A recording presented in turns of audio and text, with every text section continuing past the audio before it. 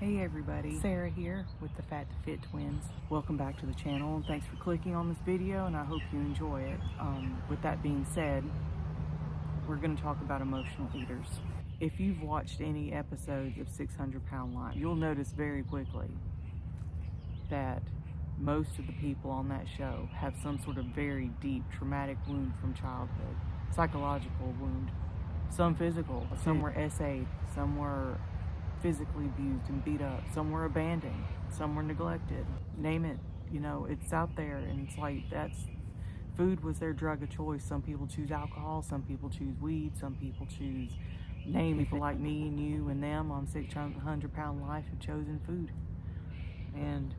But healing those psychological wounds, or being at least learning how to sit with your emotions without eating, is a huge help. I know that for myself that emotional eating has always been a problem up until very recently, and every once in a while it still wants to come back and cause issues. But as we said in our first video, that there were things from our childhood that we didn't really have a grasp on until very recently, and understanding the dynamic of why we emotional ate. Without getting into any detail, maybe one day in the future we will go into it a little bit more. Hey kitty. So one thing I had to learn was that it's okay to feel whatever emotion you're feeling and not eat.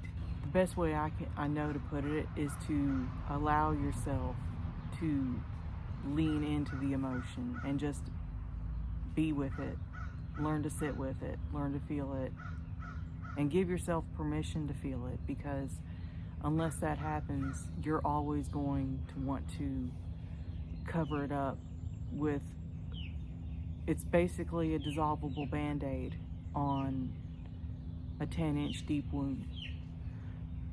And that's what emotional eating is, because that emotion and the problem will still be there when you're done eating whatever it is that you're eating.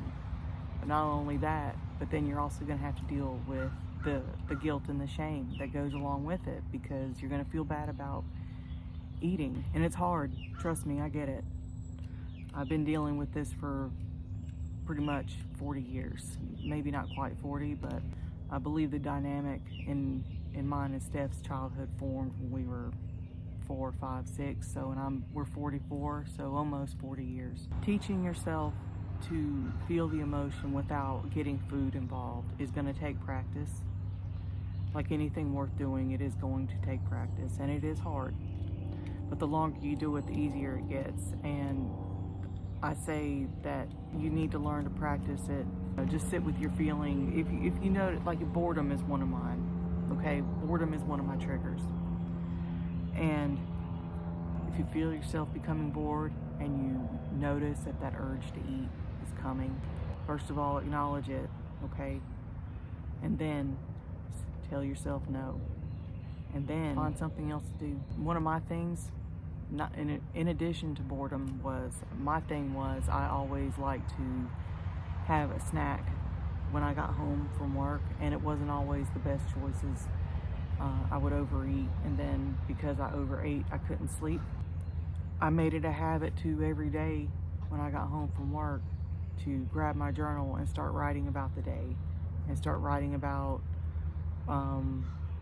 things I wanted to do the next day, or just whatever came to mind I wrote down. And sometimes it turned out to be where I would write 3 to 4 pages, pushing sometimes 5, before I'd stop. And then by that point I'd forgotten about eating. And I would also have a glass of water next to me while I was writing. When I really started getting some good practice during my sitting with my emotions sessions was when I was fasting. And fasting, I mostly do it for spiritual purposes now.